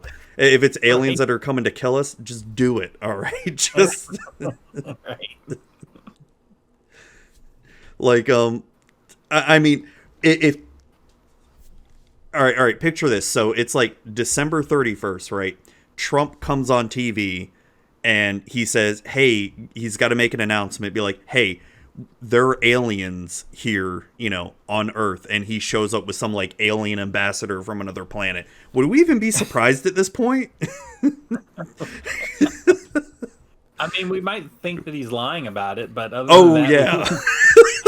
that, Oh my god, it's just yeah, it's been that kind of year where you just be like, "Okay, aliens. All right. Okay, cool. Next." right? Just oh man. It's been I don't know. I will say like this whole election thing still freaking scares me, man, because it's we still got a little bit. It feels like we still got a little bit of ways till inauguration day, and it's like it still feels like at least I'm not feeling that heavy anxiety like I was during that week during the election, but there's still that like in the back of my mind, like, oh shit, what if he does something really dumb? And it's like, right. like what if he tries to declare martial law or some crap, and Yeah. and just oh god, it's scary, man. It's like I don't know, the whole thing's scary. I don't know. It should be coming to a close soon. I'm hoping like we just get through like this month, and then what is it, January 20th or whatever, like let's just get through that, and then I can stop worrying about what the president's doing every day and all that. I don't have to hear about him in the news every single day. Right. And every hour or whatever. Like, Yeah. you can check in with what the president's doing once or twice a week, and that's about it. Yeah, right. Oh man, but yeah, it's been a year, man. It's been how have you all been handling the pandemic, by the way, you and your family? It's been tough. My kids live with their mom, and we've had to social distance because me and Wendy both have some underlying health issues that would complicate COVID. I see the cat. It's so cute. Cat back there. So I've had to basically shut off contact with my kids, other Oh than god, that's hard. we can like sit in the yard together, 10 feet apart and talk and stuff like that here and there. So How old are your kids? I have a son who's 18, and my daughter will be 20 this month, actually. So Okay. Hey, nice. Yeah. But I mean, it still can't be easy though. yeah, that was tough to kind of shut, because I used to see them every week. They'd come over and we'd hang out and go get some dinner and watch a movie, and Yeah. that I definitely kind of miss that. But we've been able to pretty much keep ourselves socially socially distant and working from home, and so yeah. God, Yeah, I'm doing okay. it's tough though. I mean, I'm glad to see you're pushing through it. It's God. We just had to send my youngest daughter back to school. Last month, because we started her off doing the at home learning, but it's terrible. For her, especially for her age, because she's 11, it's just terrible, and I feel so bad for the teacher and all that, because she's definitely more of a hands-on learner, and she needs the one-on-one face-to-face time and all that, and you just can't get that with the at-home learning and all that. And she was just failing, and here I am, because her computer's like right there, right across from me, and so I would just have to constantly make sure she's, doing her work and all that. So it was distracting me from my job, and she was just failing. We had to send her back. I did not want to do it, but I had to do what I had to do for her education. But my oldest daughter, she's 17, and she's the high school at home learning, it's almost kind of like taking college courses and all that. It's they go on there, they do their meetings, and they go do their work, and that's it. Right. And it's a lot. She has, plus it's a more mature mindset too that she has. Yeah. Yeah, my son's he's his senior year in high school, and that's what he's been doing. So yeah, seems to be doing pretty good, doing pretty decent grades. I mean, I know it's tough, like especially your senior year of high school, like Yeah, I know, right? That's when you're like king of the walk, right? You're right? the upperclassman, and you take all the you take all the easy classes because you already did them all in the past 3 years, and right. That's what I did. I took all the easy classes and took all the fun elections and all that, and just said whatever. Right. Yeah, I did the same thing. You can't really do that now. Jeez. Man, it's like, was it like no senior prom or homecoming or anything? Jeez. Right. God. But then, I think about, in the past, things that our ancestors, our grandfathers and grandmothers had to go through some things that were a heck of a lot worse than being at home on the internet, right? Oh yeah, for sure. I mean, it's all relative to like what you grew up in and all that. And this whole thing's just been hard. Like I've only seen my mom twice this year because she only lives like a few miles away from me, and but she's an ICU nurse, so I don't really feel comfortable seeing her and all that. Like I saw her once on Mother's Day, and then another time because there was an emergency with my grandmother that I had to go take care of, and because my mom deals with COVID-19 every single day at the hospital, so it's and we were it was her birthday the other day, and we were just talking like, what do we want to do for Christmas? Because for Thanksgiving we didn't do anything, we just stayed home, and I told my mom like, we're probably just going to do the same thing, just stay home, and this will be the first Christmas in forever that we don't go see my family. You know what I mean? Right. It's like, that's gonna suck, especially for my kids. They've been wanting to see their grandparents forever. And especially my grandmother too, because she's 89, I think 89 or 90, and wow. I can't risk having my kids go see her, because if she were to get COVID, she'll die. Like, there's just no ifs, ands, or buts about it. She's already on oxygen anyway, so it's she'll be taken out. So it's been a year. It's been Did your grandma get on Zoom or anything like that? God, you can't get her. She can barely operate Facebook. I mean, and I'm not saying that to like be mean or anything, but it's just I can't walk her through that. She'll just be, yeah. No, but I mean, like what? I've been doing some video chatting with my mom and stuff to keep in touch with her over this year, and it's been nice, just to see your face and talk.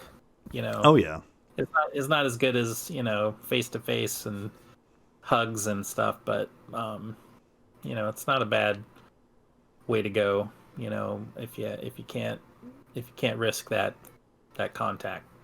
Man, if only we had known that video company or meeting companies like Zoom, GoToMeeting, and all that, or Ring Central, we should have invested in them before the pandemic, because, man, I bet their stock has gone up. Oh, heck yeah. Absolutely. Oh, man. Because think how many companies just suddenly had to buy those solutions to, like, be able to keep their company afloat and all that. Like, like this year, my job, our whole company had to suddenly move to Microsoft Teams, and and all that. And I'm sure Microsoft saw like a huge boost in Teams and all that stuff too. Shit. Yeah, we actually moved to that this year too. I actually like it. I feel like it's a pretty good program. It's I love being able to just run meetings through it from there and not have like 5 million other applications, and I can just quickly look at my calendar in there, and I can do like whiteboard drawings and all that from it. It's nice. Yeah, my biggest beef is having to switch to Outlook. Uh, I yell and scream at Outlook at least 2 or 3 times a day. Just seems like such a terrible program. I guess it depends on what version of Outlook you're using. Which one, like what version of Office are you all on? Office 365. Oh, okay, okay. Yeah, so you're probably on the newer version of Outlook and all that. Yeah, I'm not a fan of that version. I think that's 2019 or something.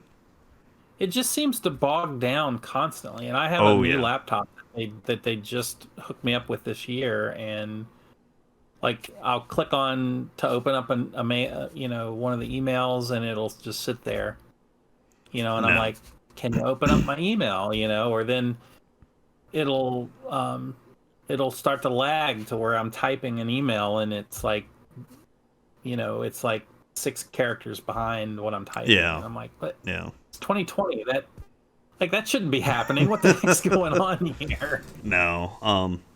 No, it's probably just that version of Office. I don't know. It's and it's a thing, man. Well, we're almost 2 hours into this here, and it's getting a little bit late. Because I've got meetings in the morning, unfortunately.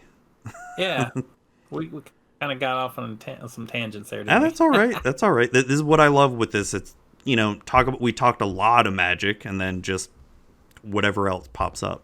That's what I love about these Yeah, conversations. absolutely. So I want to thank you for coming on. Had a great time chatting, especially about Magic and just picking your brain about some stuff and talking about some other great stuff. Where Yeah, can people? let's try to get a spell table game in Yes, yes. sometime. I was just about to say I want to get you on my stream for some EDH. I've been kind of streaming a little bit less than I have. Like I've been doing Tuesday nights pretty regularly. Okay. But like before I would do at least 2, 3, sometimes four times a week, and especially like during the pandemic heavy, but I've been getting less and less with that.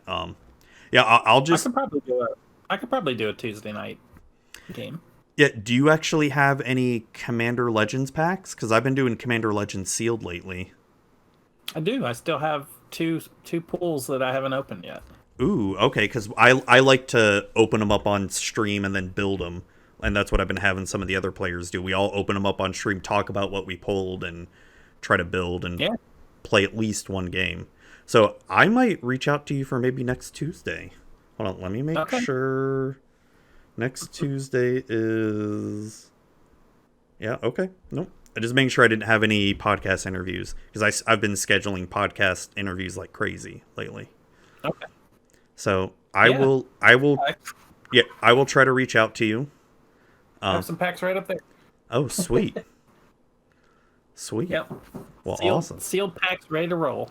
Yep, I've got 2 more pools left of my box that I can do. I've got 12 packs left. So, Okay. perfect. Perfect. Well, where can people find you should they want to reach out or look at your stuff or read your articles, I mean. Well, the easiest way to kind of get all of my links is if you go to Twitter. My Twitter handle is Blair Witch Green, all one word. BLAIR Witch, like the Wicked Witch, and the color green. And I have a link to my link tree there, and it basically has all my links to all the various content that I do. But I write every week for StarCityGames.com. I write about Commander every Saturday, and I know they have a paywall for their content, but basically all content is free after a week. So Okay. if you go and look for articles, you can get all the previous months and months and months of articles that I've written about Commander right there available. So yeah, I'm looking at it right now. So it's like, so just the newest article that you have out about Gen Arcanum Weaver, yeah, that would be one that you would need to have the SCG premium, right? Yep. So then you're saying, so next week or whatever, it should be available. This Saturday you would be able to read it. Oh, this Saturday. Okay. Yeah. So then my new article will go up that Saturday, and so then last week's article and everything before that will be free to read. And you have a large history of articles here. You have all the way back from January 6, 2000 is your very first article, at least that I'm finding here. I don't know if that is your actual very first article for Star City Games. I actually started writing for Star City Games in 1999. Oh, okay. Do they have those articles somewhere, or are those lost to time somewhere? I think the first couple of years it was lost to time when they changed servers. Okay. And they used to have all my articles going back to like 2003, I think. Or maybe 2002. Well, when I click on your link thing, I'm seeing all the way back from January 6, 2000. Oh yeah? Yeah. Okay. So it's 80 pages worth of articles if you want to read Benny's entire works. Yes, okay. Yeah, I was one of the first writers for Star City Games when they first scooped up people like Jamie Wakefield and the Ferret and John Rizzo and some of those old folks.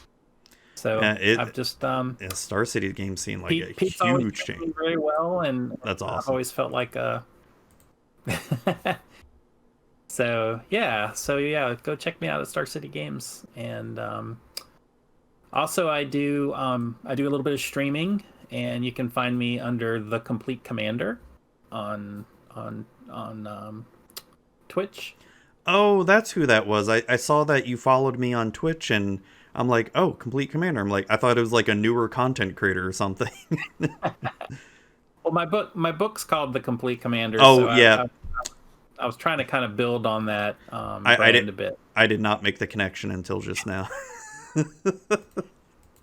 And I also have a YouTube channel that I have as The Complete Commander as well. So okay. I upload some videos to YouTube as well. Awesome. Because some people prefer to watch YouTube videos. Yeah. Well, awesome, man. Well, thank you so much for taking time out of your night for coming on and just chatting with me. I really appreciate it.